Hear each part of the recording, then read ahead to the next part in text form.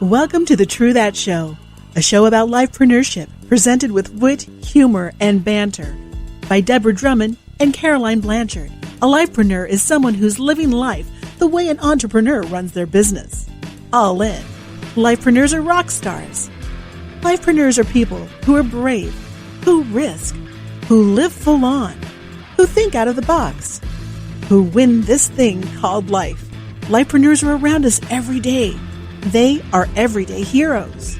Join Deborah and Caroline, these two stage-walking women who tell it like it is. You'll learn from the most incredible lifepreneurs who will inspire you to be the best version of you.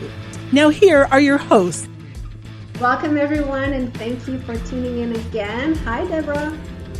Hello Caroline, how are we today? I'm great. What about you? You know what? Not only are we in sync today because we don't choose the same color. I know some of you can't see us, you can only hear us, but not only did we wear white today, but our guests wore white today. So, I think there's something to be said about that. There's something very, very holy that's going to come out of today's interview. Yes, whoa, that's a big promise. So I'll let you deliver on that. Well, you know what? Here's the interesting thing. We were just talking, and I'm so excited to have Ed with us today because I was thinking, what a great topic, blind faith. And not that, faith and white are the same color, but I think we kind of get it when we're talking about blind faith, where you just kind of go in. You're not really sure what's going to happen on the back end, And I think our audience knows this by now. They could probably put blind faith in our middle name with some of the things that we've done. But I know we've been listening to his story, and it's so powerful. There's so many elements to it that is inspiring, from the beginning of having blind faith to what happened to culture, to cultivating to success. But I got to ask you, Caroline, have you ever taken a risk where you didn't know how it was going to work out on the back end, but did it anyway? Oh goodness, I could say, when did I actually evaluated everything before I made a decision? That would be easier to answer because it's about never. I've always been a person to jump and see what's happening after. But yes, I actually, when I was younger, I was in my second year of university, and I applied for a bursary to go into an English immersion in Vancouver. So I'm from Montreal, so it's really the two ends of the countries. And my brother had moved his whole roofing company there because he went there, fell in love. So he literally came back home, sold everything, packed the family in the car, and all the trucks and everything. They moved to Vancouver. The bursary came, and I was just like, yes, I'm going to go, and I'm going to have my brother there. It's going to be amazing. So they were there for 52 days. It rained for 52 days. So they packed everything back, and they moved back to Montreal while I was going to Vancouver. So I basically was 6 weeks with strangers, and then it was amazing. I went to UBC to learn English, and little did you know, I ended up meeting my first husband, who was the father of my two older kids. So I also uprooted and ended up living in Vancouver, which my English was not good at all when I started. So it was a bit of a challenge. And you know what? Vancouver and Montreal, although we're all in Canada, it's two different countries. It's two different culture, two different ways of doing stuff. So it was an adjustment period, but I'm so glad I did it. Yeah, and I think when you actually did the opposite, no? I did have the opposite, and isn't it so interesting that so here's the beauty of life, right? So you do these things, you take these jumps. Sometimes you don't even know the reason for 3, 4, 5 years down the road. And when we listen to Ed talk about that, I think that's really what I get from listening to him, is how what you do now 2, 3, 4, 5 years down the road, you have no idea what it's going to grow into. And yes, without details, I had the opposite. And yes, if you're in Canada, you know that Montreal can feel like a different country. And I uprooted in my 20s, and I decided I was going to go to Montreal and sold everything. And I was going to go for 4 years and discover myself and hang out with people and learn new cultures. And I got there and I felt like I was in foreign land, and I don't even know so much. Yes, it was a different culture. Yes, it was a different language, but it hit me. Not the first week, not the second week, the second month. I was like, I'm a fish out of water. I don't have my backup. The excitement, it eased off, and you were like, I don't know where everything is, and I have to ask, and it takes extra time and extra effort. And those times that you feel alone, you feel lonelier, even though people are a call away, And so, yes, there was the language barrier. Yes, there was people that wouldn't talk to me because I didn't speak French. I got robbed within 24 hours of arriving. I left my stuff in a car because I'm just so used to being able to do that, not realizing that wasn't a smart thing to do. And all these kind of things happened, right? I'd never been on an underground subway, because in Vancouver, we're above the ground and you guys are below the ground. I was like, I feel like I'm in New York here. And so there was all these different things that actually, when the homesickness hit, wow, unexpected. It's those kind of things that people don't talk about when they're like, I traveled all around the world and it was such a great experience. I mean, there's the truth, which is what we talk about. And then there's the experience, right? And so I had all of that. And then, yes. I think also that everyone at some point, you sit there and you're like, oh my God, what have I done? What have I done? Can someone please? I should have listened to my mother, and I should have listened to so-and-so, and I should have listened to so-and-so. But let's talk about our guest today. Absolutely. We were pretty courageous because we moved at the other end of the country. But this guy really moved not at the other end of the country. He moved basically in a complete different world. And I stopped one night where he actually lives now, and I was completely lost because it is a cultural shock when you're not used to it. So welcome, Edward Vondra, to the True That Show. Hi, Caroline. Hi, Deborah. Thank you so much for this opportunity to share some of my experience. Mm-hmm. Absolutely. So I think, sorry, look at that. I think it's been a great lead, and I think everybody now is wondering, where did you move? And because, we're talking about us. So maybe just give us a little bit of, your experience. And really, I think we could just call this show Courage. And you could take it away from there. Okay, so let me start with one story. So I was born in Croatia, which is in Europe. I think many of your people who are watching this interview know where Croatia is. And I had a stable life, which means business, house, car, established life. I met my wife, I married. So everything was well. And but then something inside of you, like your inner talk tell you like this life can be same in 10 years from now as it is at that moment. And that was very scary to me. And I knew something is going to change. I didn't know what's going to change, but then actually changed quite a lot. So in 2011, because my wife, she is Japanese, so she's native Japanese, and she studied music academy in my hometown in Croatia. And in 2011, as you might know, the big earthquake happened in Japan. Really huge earthquake following with a tsunami, 20-30 meters high tsunami. So, and her hometown was actually hit by tsunami. And I remember that moment when I came to home, I was watching on the CNN, and it was like an unrealistic video, which I just saw because only 2 months ago, before the tsunami, I was there on the holidays. And then I was talking with my wife, and she was completely quiet, completely out of the, anything. And she was just trying to reach out to her mother and father, but with no success. And that was like for almost 2 or 3 days, because all internet connection, all telephone, everything was not working at all. And then hopefully, they both survived. So it was not, the tsunami didn't hit their house. So that was the good news. But after that moment, she changed. So after 11 years living in Croatia, she wanted to move back in Japan. And I think that's kind of what you, Deborah, explained very well. That's kind of when you feel that homesick, it's just hit you, and you cannot, you just want to go back home. And that was in 2011, and and of course that also hit me because I knew something's going to change, and then earthquake happened, which is a big event. And usually after the natural disaster wars, some people make a new decision.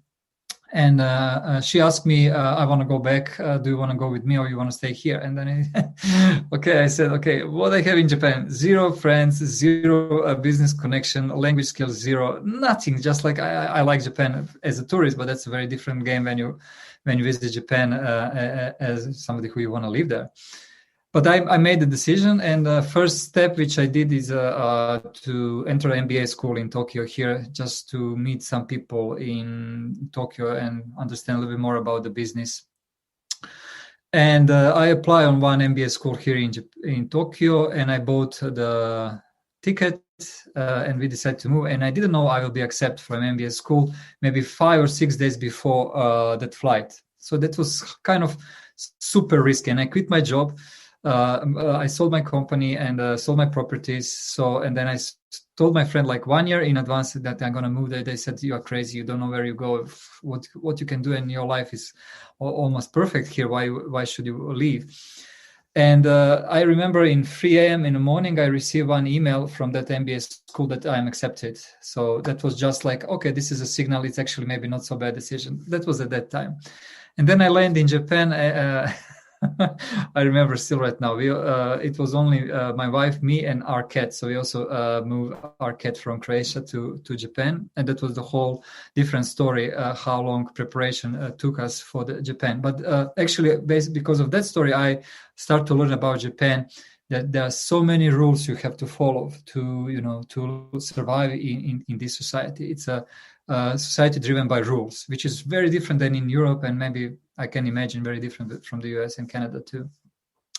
So when I came in Japan, the first 3 months I was completely out of the world. Like I didn't know what to do. And then you have a kanjis, Chinese characters, so you cannot read the signs. You cannot speak with the people. It was just like alien on the new planet. And it was cold. I remember that it was winter. It was it was a few days ago. It was 7 years anniversary. And then after 5 months, my MBA started, and then I start to adjust to the culture, adjust to everything, and get my MBA diploma. And then I was thinking, should I work for the Japanese company, or should I do something else? Because in Croatia, I had my own business, and I'm an entrepreneur by nature. But how you can set up the company if you don't know anyone, But I entered in one Japanese company as just for the internship, and only after 3 months I realized this is not for me. This is the place where I'm not going to be happy. It's a very, very, very different culture. And it's not about my culture or Japanese culture. It's just not good fit for me. And so I realized I will take a new risk, and I will start my own business, although that was super crazy. And from this perspective, very, very brave. But I joined one tech startup in Tokyo, and we developed one mobile application. So it was a very good experience for me, and it was international team. So that's how I started completely new life. And now 7 years after that moment, thanks God, everything is well again. So what I learned, that no matter what happened in your life, and no matter how, what kind of external environment, if you really decide what you want to do, somehow you can make it. Like just like this email which I received in 3 a.m. from MBA, and those kind of things happen to me all the time. When you make a decision, you don't know how that's going to look like, what exactly is going to happen, but I start to realize it's going to happen somehow. So that's maybe the key message of living in a completely different world with no network, zero connection, to the stage that you start to be comfortable with the new culture and start to do again what you really like to do and what inspire you? Well, congratulations on that, because starting a business is quite an accomplishment. Starting it in the how you started it, it's wow. So congratulations. And yes, it must have been quite the adjustment, and you must love your wife quite a lot because to uproot like that and go. But then I know that you started working with Women Network, and I would like for you to tell us a little bit how you got into that, because like you just said, you had no network to now you are in network, which is pretty impressive.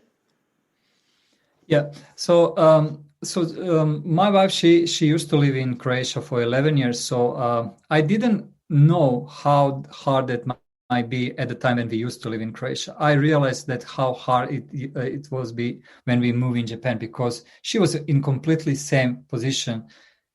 Even maybe if she was a 18 years old student when she moved from Japan to Croatia, it's like completely you can imagine, right? So then I start to appreciate my wife even much more than before, because I realized, wow, how brave she were. And when we moved in Japan, she was also the foreigner, because after 11 years you don't live in your country, you also are kind of newcomer, so nobody knows about you, nobody care. And the one of the starting point for me when I was thinking about female empowerment, female entrepreneurship, because my wife, she's an artist, and she studied very hard for 25 years piano, and she really worked with a great pianist, but it's not profitable. So that's the common situation globally. But she never wanted to give up of her passion, never wanted to give up. And when we moved in Japan, I had my saving, and we lived from my saving. But then she didn't want to move in a company. She didn't want to take that step to move in a company and be unhappy, or And she started just write a blog. Write a blog about her experience in Croatia, about her experience, about how she see the music. And that blog gradually expand to 50 readers, 100 readers, 500 readers. And then she said, okay, now is the time that I can open my school, because I have enough readers who follow me, so I can offer something. And that was just a signal for me at that time. And at the same time, I was graduate from MBA, study about business in Japan. And then when I entered in this tech startup, I saw there are only men. There are no women in community of entrepreneurs in Tokyo. I said, why is that the case? Like, because I know in Japan, like, people are very well educated, so the education is not the problem. Like in some other countries, women, they don't have education, so it's hard for them to get the job. But in Japan, it's not the case.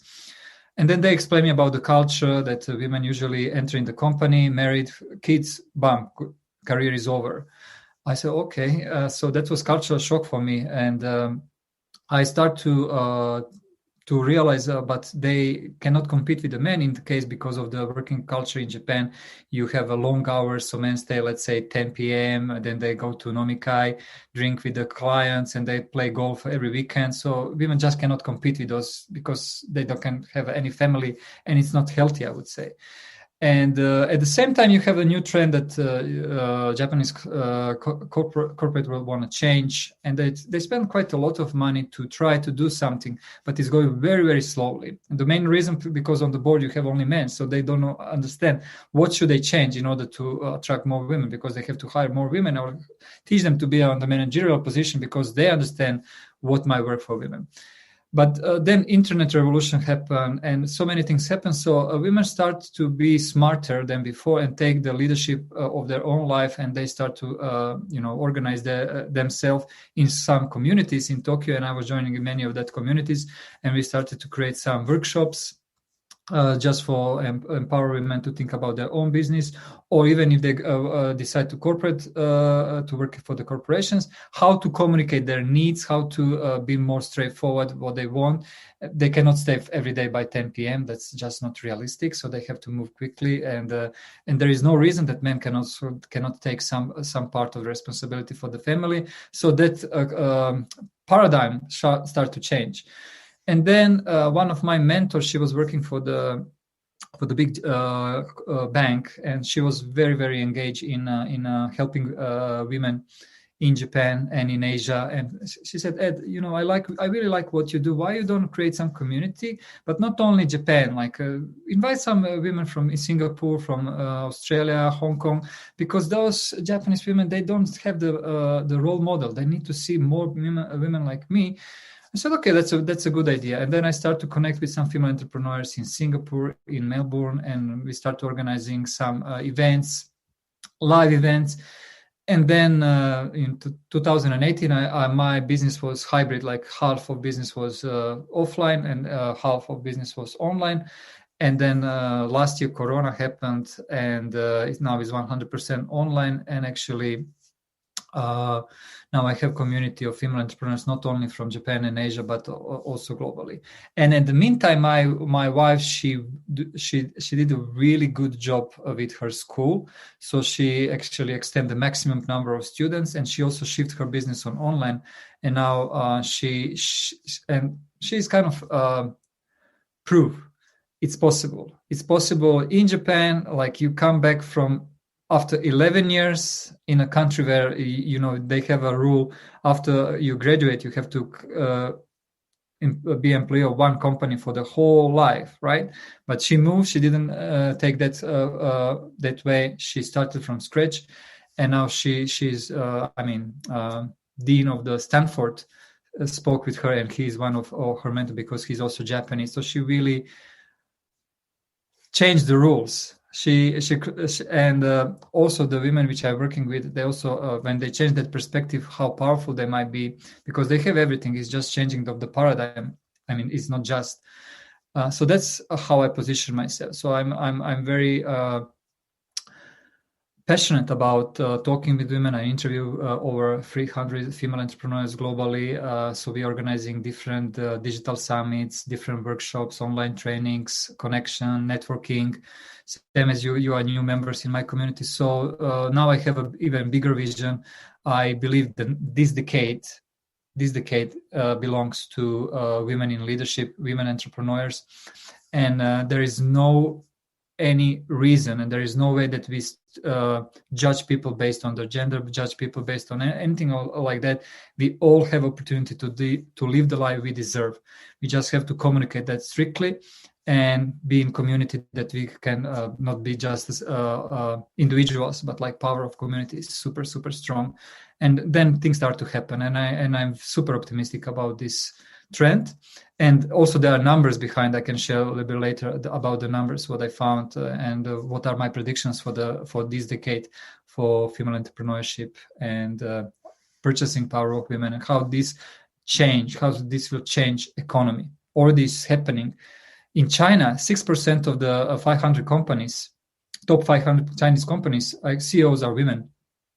That was mission impossible only 10 years ago. And that trend is just blowing everywhere. It's so impressive. Deb, if you wanna, you're muted. But it's so impressive, and for me, when I listen to that, it's like what you did is part of the history, because really giving a voice to women. And one of the reasons why I was so intrigued and impressed with you is because usually all the empowerment movement for women are driven by women. And it's quite unique to see a man driving a movement to empower women. So thank you for that. And I'm sure you got a lot of thank yous already, and that you will get some more in the future. But Deb, I'll let you go and give your perspective on that. Yeah, no, that's incredible. And so, yes, thank you as well. And I think Caroline nailed it when we said that most of the history have been around, women supporting women and having kind of that ally. And so it's an anomaly. It's very much an anomaly. And I think that there's a lot of gratitude around men and women coming together. You talked about sharing family roles.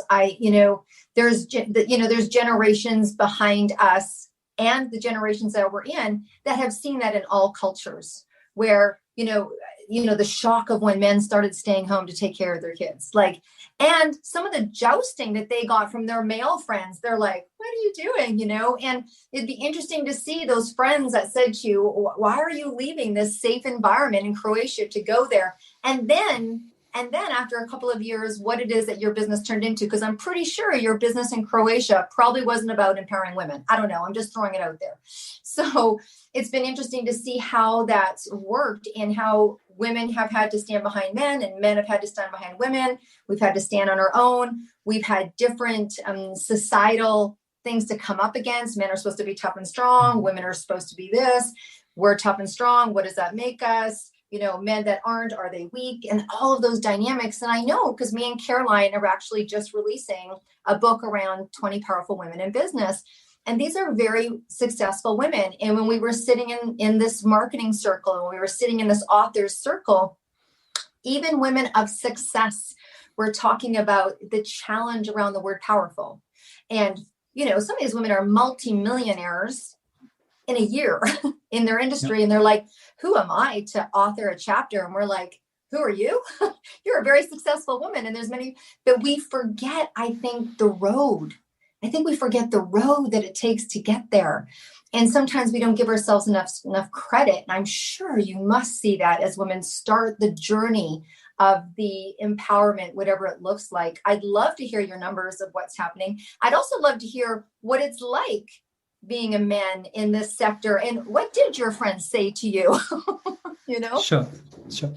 So there was also one or two triggers for me when I really decided to move in that direction. So at the beginning, I didn't plan. I just graduated from MBA and I tried Japanese corporation. During that time in Japanese corporation, what I found, like when the telephone is ringing in the company, only women pick up the phones. Men, they don't pick up the phones, although they are all in front of their computers. I said, why is that? So that was like small trigger for me. Okay, this is not fair. Why? Because of the gender, somebody has to work and it's the same company. They're working for the same shareholders. So that was just one. So, when you are a foreigner in Japan or any country, and then you always see maybe people who are in minority, and then you want to help them. So that's because you also feel that the same. So you have maybe some sense of which in a normal situation you don't have. And then one of my friends, she was she's super smart. She's a business owner, entrepreneur. She was preparing the whole MBA presentation for one Japanese company, what they can do in order to help HR to hire more women. And she really spent like 3 months of research to put all together. And then she presented in front of the company leaders. And after a 30 minutes presentation, it was super quiet. And then I was there and nobody asked any single question. And she was super, super disappointed. And I was super, super disappointed too, because I realized it's useless because they don't still understand, because somebody has to be inside to change the game. No, you can listen to the presentation, but then when you come on where actually decisions are made, nobody actually will be that voice who will change the way of. So that was, and those kind of small events actually happened. That I decided this is not fair. This is not how it should be, and I can complain, but like I'm not a person who like to complain. I can do something, and then when I start to do something, actually I realize, okay, that there is also maybe my cultural perspective. There is also some of my bias, but at the same time. There is a lot of things to do, and the easiest way, what I realized to do is so difficult to change. Corporate culture. It takes very, very long time.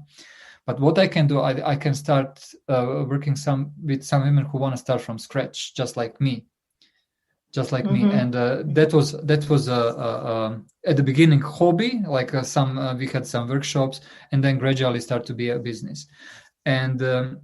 What my friends told me about this, the friends in Croatia, they said you have the best job which anybody can imagine ever, because they are just looking from the fun perspective. Oh, you're working with the women exclusively, so it must be super fun. Some of them, they say, oh, that's rude. That's why you are doing this. Why, But to be honest, I don't care, because this is something which you found it inspired when I wake up. I know I'm going to do this. Nobody forced me, so I can do many different kind of businesses. I get so many offers to do something different. But this is the I think the social entrepreneurs, that's the future. So somebody needs to take care about the ocean. Somebody needs to take care about equal education for everyone. So I took this role. And the numbers, and the society is changing. So, I'm also from the marketing background, so I can imagine what's going on in the market. So in the US right now, 40% of working women is actually making more money than husbands, who are married women. So that's already start to be normal. 40% of the workforce are already freelancer, and actually women are more efficient in terms of the online business, because somehow they can connect better online with the communities. Influencer business, all those things. Then if you think about the purchasing power is already 23 trillion US dollar. Women can buy the goods for 23 trillion US dollar. What that means? That means that the big companies, they have to change the value chain. They have to change the whole system, because they want to adjust their products for what women wants to buy, because now they have more money than before. I will give you one example from Saudi Arabia. So only 2 years ago, women were not allowed to drive cars. Now they can drive the cars. And what do you think? What kind of cars they are buying? Everybody's thinking, they're going to buy some Mini Morris or Fiat. No, they're buying Ferraris, they're buying Lamborghinis, same as men. And that was okay. See, this is interesting. So basically, when you give the same opportunity to everyone, then it's not about the gender. It's about how good you are, or how passionate you are, or good in what you are doing. And that means that in a relationship, men and women, they can take position and think, okay, maybe you are a better entrepreneur than I am, so maybe I can take this role and you can take this role, because that's the point how we as a society can grow, that we don't have those biases. We have to stop have these biases and really give everyone to do what he or she thinks is the best for him or her. And that communication has to be in the all level. First, you have to communication with yourself, then with your partner, with your children, and then in your company. And that's a self-love. And when that's changed, then part of the change, I think it's going to be a renaissance. And there is one book which predicts that women will actually have more power, purchasing power by 2030. That's only 9 years from now, because of this trend. Of course, in some countries, it's going to take longer because of education. First, because of education, but of those countries such as Europe, US, Southeast Asia, Japan, South Korea, when they change this paradigm, it's going to happening. And now the one treat is that women start to behave like a man. I don't want that. I want them that they can use their power, be successful, but they don't just be ego-driven. Don't just do the same mistake as men did. Don't just compete between each other. Don't just kill your opponents or your competitors. Collaborate. So if women can bring that power of collaboration between the companies, between the team, that will be something which we all need. We know that when you're working in a team, when you have a different opinion and like people who are supporting the team, not just I want to be the best, I don't care about anybody else. That's not so. That's my place, and that's my position. That's what I'm working with women. Yeah, be successful, be whatever you want to be, but also think about society, think about community. Don't just doing because of you. It's more about impact, and that's why branding and positioning coming on the place. I love that you say that. And one of my words for 2021 is sisterhood, because in 2020, Deborah and I did, we did different projects, and everything that we do always shows me that when women join together, we're powerful. We are powerful. But you said something that really resonates with me, is you want women to stay women. And that's really also where I want to see the change going. It's not, having a CEO of a company acting exactly like a man would. It's really having, without getting in politics, we have some prime ministers around the world, well, some, not a lot, but that are really making a change because they're acting differently. They didn't just take a position of power and decided I'm going to do what everyone else did. So I think that this is a really crucial point that you made there. Anyway, that resonated with me. And it's going to take time because there are all the cultures, there's, centuries behind us, basically, of habits, of culture, of things. So it's going to take time, but I really feel like we're in momentum right now. We're really in momentum, and the ball is really rolling. And to see men now joining forces and being like, yeah, we'll push you. And I mean, you didn't face a small market. You faced Asia is really pretty, culturally, it's really more strict than anywhere else, I would say. So, again, the only thing that I can say is thank you for what you're doing. And it's with people like this, like you, and that little changes everywhere, that we are going in the right direction. And I know that women will rule the world, but no, I'm joking. My point is not that. My point is really not my point, but my personal goal is really just that, exactly what you said, that the best end up where they belong. So wherever women are best and men are best, whatever the industry is, if you as a person, as an individual, you're better in that role, go in that role. Whether you're a man or a woman, that's really where I want to see, my kids growing up in that world of just go where you will be the best. So that's going to be my closing, because, I could. If I can just add one more thing, Carol, Yeah. I think this, to just come back on the beginning of this story. So when you change the culture and environment, and then you are in minority, in Japan is only 2% of the expats, right? And most of them are from Southeast Asia. So very few from Europe, very few from the US.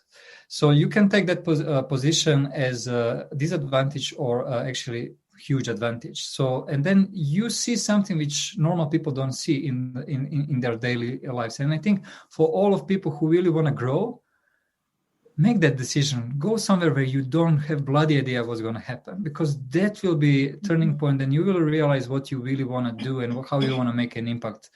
So in my case, it's helping female entrepreneurs, but who knows what is inside of you, which is waiting for that moment that you can realize what that is. But if you are just living normal life in a comfortable environment, you cannot figure out what that is. So that will be my point of how I came up where I am now. Maybe if I stayed in Croatia, it never happened. But because of this huge change, I realized this is the place where I want to have an impact. That's amazing. So it reminds me of a lot of the times when I'm talking to business people that have had success. They said, I failed to success, meaning, and that they said that the time that their company grew the most, or the time that their paycheck moved the most, or the time that they were the most satisfied is when they were sitting in the uncomfortable zone. Yeah. And it's the uncomfortable times that make something different, at the very least, if not something better. And it's from uncomfortable to uncomfortable to uncomfortable. And when you're not growing and things kind of stay the same, it's okay to rest for a while. And that might be the plateau that you want to go. But when your stomach gets nervous and you don't want to do something, is the time to do it, right? And we know that. You interview people, we interview people. I was just on a call with one of our authors. She's like, I don't know if I can do a podcast. I'm like, yeah, you can. Because your gut wants to and your head doesn't. So I just wanted to layer the fact that that's exactly right. And I think, like Carolyn was talking about, the changes that are happening, I think, we should celebrate the fact that we are a part of change. It is happening right now. People will look back at us in, 5 years or 4 years or 3 years and go, wow, there was this movement. Wow, I joined this guy, Ed. I couldn't believe he did this. And then if you go back 3 years and you go back and talk about what our mothers did, or the generation before that, and some of the breakaways that they had, and some countries aren't even allowed to get divorced, and you look at the evolution. It's like, one of Caroline's favorite authors is Jeff Olson with The Slight Edge. It's that overlaying. It's like moving a little bit at a time. And then eventually you get to this amazing place where you're talking to a man that's about you. This conversation wouldn't probably happen 5 years ago, or you wouldn't conceptualize it. And one of the things I think that 2020 did for everybody from a business standpoint, an entrepreneurial standpoint, was when e-commerce hit the airwaves, it took gender out of the game. Yep. It blew the ceiling level off, because you can have an e-commerce business, right? Or build e-commerce, or your wife, she started with a blog. I mean, how incredible. How many stories have we heard of success that started with a blog with people that didn't even know what a blog was, right? And so I think this new world of entrepreneurialism has started to shake off some of the gender, because it's e-commerce. Yep. You know? Absolutely. Any last things that you would like to say before we wrap up? I know that you kind of shared your words, Caroline, Ed. I mean, this has been just such a revolutionary interview. I will say one thing that Deb likes to hear, but oh my gosh, you're so right. The way you've put it, that 2020 really took away gender. And it's the first time I hear you say it this way, and I'm like, oh, she's so right. So you can mark the date. No. People know me and Caroline for how much we love each other. Yeah. So I will, actually. I'll write that down. Yes. But thank you, Ed. It was an honor and a pleasure to meet you, and all our best to you and to your wife. We haven't met her, but now I want to read her blog. So, and I'm happy to be in your community. But basically, if people want to reach you, or if women want to share, if women want to join your network, because I know it's a network that provides a lot of value, and maybe you can tell us just a little bit about, what value it provides and how to reach you or join it. Sure. So for all female entrepreneurs, models, and artists who want to join my community, it's a branding and positioning with Ed. It's a private Facebook group, which I launched 1.5 years ago. Now it's contained over 1,300 members from over 70 countries. And they are all the same in terms that they are all very creative. They have different businesses. Some have products, some have services. And they have the passion to share and connect with other female entrepreneurs. So if you want to be interviewed, if you want to join other women in their communities, find the new friends, customers, prospects, please join us. It's free to join. We have different events, digital summits, online trainings, and once when COVID stopped to be like in pandemic, then we will have live events again. So I invite all of you guys who are interested, please join me. And if you are men, you can also reach out to me, so we can also see how we can collaborate to support more women globally. Thank you so much. Oh, thank you. That was amazing. Thank you, Caroline. Thank you, Ed. So have an amazing evening, afternoon, or day, everyone, and we'll see you on the next podcast. Thank you so much for joining us.